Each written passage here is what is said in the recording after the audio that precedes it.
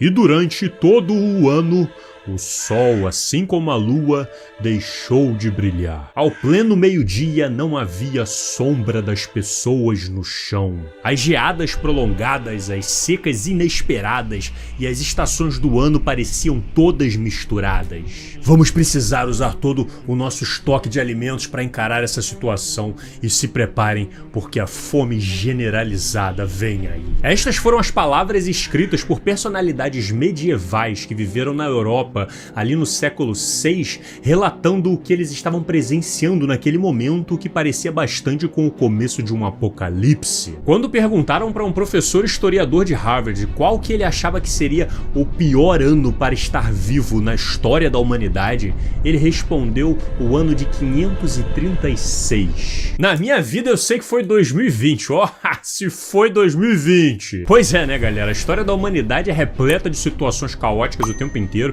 então fica até difícil da gente tentar colocar isso numa espécie de ranking. Mas certamente 536 foi um ano brabo demais, principalmente para quem vivia ali naquela região do hemisfério norte. Quanto é que a Science publicou este artigo aqui em 2018, o colocando como o pior ano para estar vivo. E para entender melhor esses pontos, entender melhor essa história, eu preparei este vídeo para vocês. Sejam todos muito bem-vindos ao canal do Slow, uma iniciativa que só existe graças a essas pessoas maravilhosas que vocês estão vendo, que eu agradeço de coração o apoio de todos vocês que estão aqui também.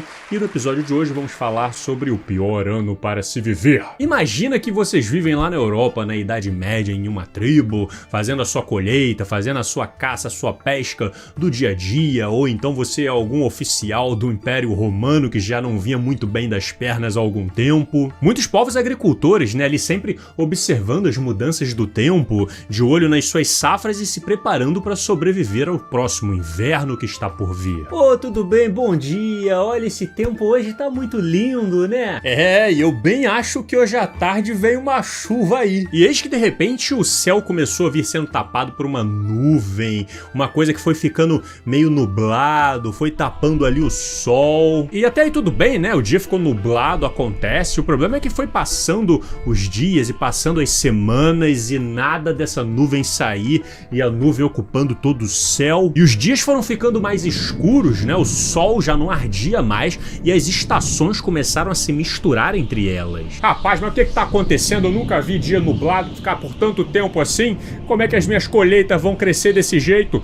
Será que o inverno chegou pra ficar? Você imagina a situação, meu irmão. Os dias começarem a virar noite, os animais provavelmente começaram a se esconder, as plantações aos poucos foram todas morrendo, as pessoas começando a passar fome, e você não tinha noção nenhuma de quando que esse pesadelo iria acabar.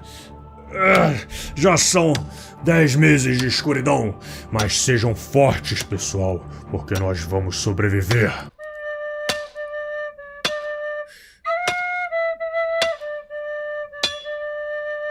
Alguém tira a falta desse moleque, por favor! Hoje, depois de muito estudo e de pesquisa, a gente já sabe mais ou menos o que aconteceu naquela época. Foi um período de escuridão, meu irmão, que durou cerca de 18 meses. Amanhã vai fazer sol, eu tenho certeza que vai. As temperaturas no verão chegaram a cair entre 1,5 grau a 2,5 graus Celsius, iniciando a década que foi considerada a mais fria dos últimos 2.300 anos. Essas mudanças climáticas atingiram principalmente a Europa, o Oriente Médio e até algumas regiões da Ásia, como na China, por exemplo, que foi registrado que houve até neve no seu verão. Há crônicas irlandesas da época revelando que entre os anos de 536 e 539 a produção de pães falhou completamente.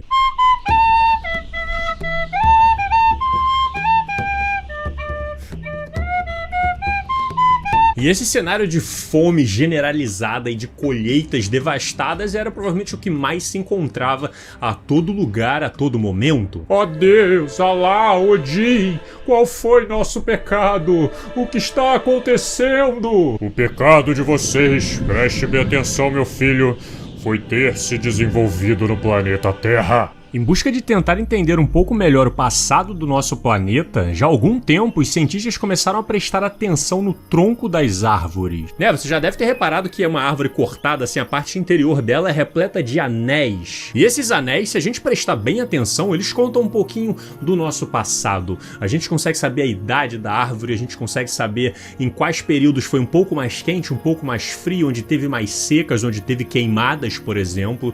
Tudo analisando a formação dos anéis. E quando foram analisar os anéis de árvores que estavam vivas lá nos tempos de 540, eles detectaram de fato que as histórias se confirmavam e aqueles verões foram mais frios do que o normal. Mas a pergunta continua no ar, né? O que será que causou toda essa anomalia climática? O que estava por trás disso? Outra técnica muito útil para a gente conseguir analisar o nosso passado é você ir numa região de muita neve, de muito gelo constante há muito tempo e você perfurar e tirar de dentro do solo um cilindro gigantesco de gelo para você analisar. Ao longo de centenas e até milhares de anos, a neve vai caindo nessa superfície e vai meio que prendendo junto com ela uma parte da composição atmosférica, né, de alguma composição química que estivesse passando no caminho. As erupções vulcânicas, por exemplo, liberam uma quantidade gigantesca de fumaça, né, de cinzas que contém muito enxofre, né, e quando elas caem na neve, elas ficam presas ali depois e são facilmente identificadas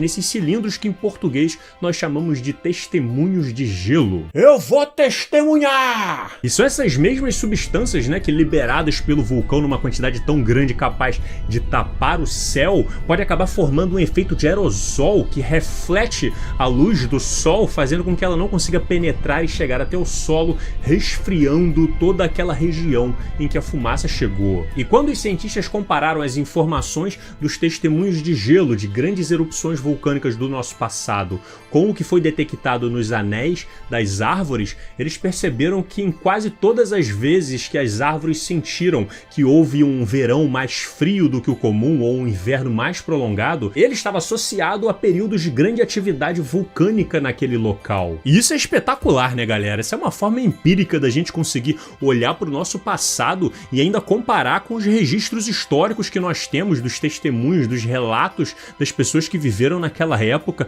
e tentar compreender o que de fato aconteceu. O que provavelmente foi visto como um castigo divino, né? A fúria dos deuses. Hoje nós sabemos quem são os responsáveis por isso. Isso só pode ter sido obra de algo muito poderoso, com uma força superior à nossa, que nós ainda não temos capacidade para compreender.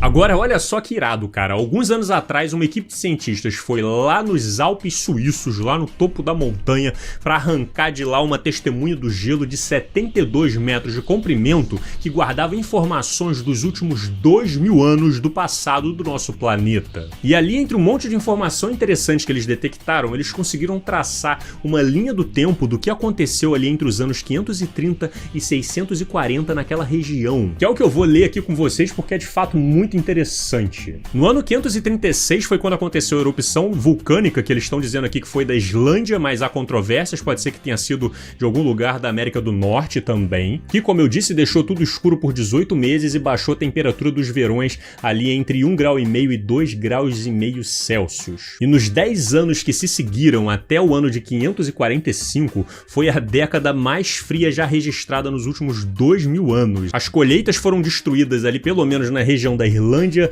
da Escandinávia, da Mesopotâmia e até da China. E aí, quando chegou no ano de 540, 541, houve uma nova erupção vulcânica, jogando mais cinza pro céu, voltando a tapar, né, o que já talvez estivesse ali começando a melhorar e baixando a temperatura no verão de 1,4 a 2,7 graus Celsius na Europa. Inclusive, parece que foram 3 grandes erupções vulcânicas, né? Uma em 36, depois teve outra em 540 e uma terceira no ano de 547.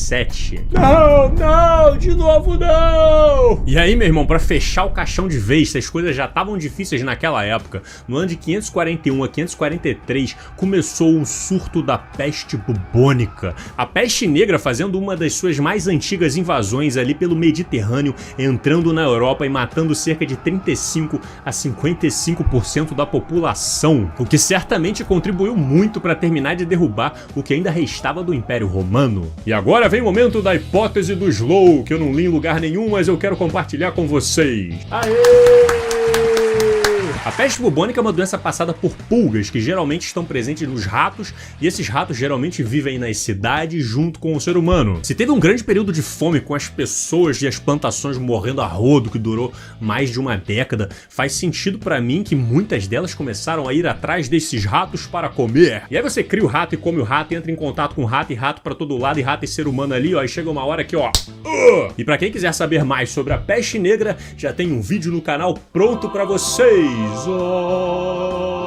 E aí, meu irmão, dali pra frente, entre o ano de 543 até os 640, meu irmão, foi quase um século inteiro de período de tentativa de recuperação, tentativa de sobrevivência para que esses povos meio que voltassem a prosperar e a se desenvolver. E é interessante, né, que nesses testemunhos do gelo que eles tiraram lá dos Alpes suíços, a partir da década de 640, eles começaram a detectar a presença de chumbo dentro dessas amostras. Um chumbo que estava solto na atmosfera da região lá daquela época, sinalizando uma recuperação de uma atividade de mineração de prata. Porque para extrair a prata você acaba liberando o chumbo como produto também, e a prata estava sendo muito utilizada como moeda de troca para substituir o ouro, que vinha se tornando cada vez mais escasso, simbolizando uma recuperação econômica daqueles povos. Isso tudo quase um século depois do ano que foi considerado o pior de todos para se estar vivo na história. Mas nem sempre essas grandes erupções levam com ela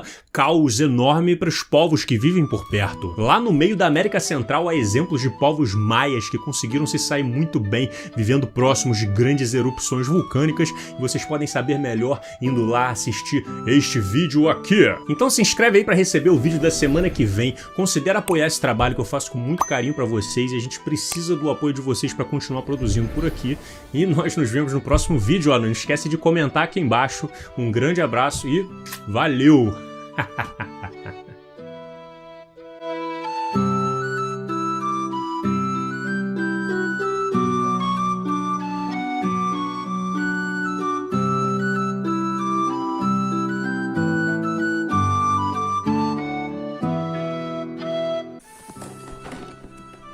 O que você tá vendo aí, garoto?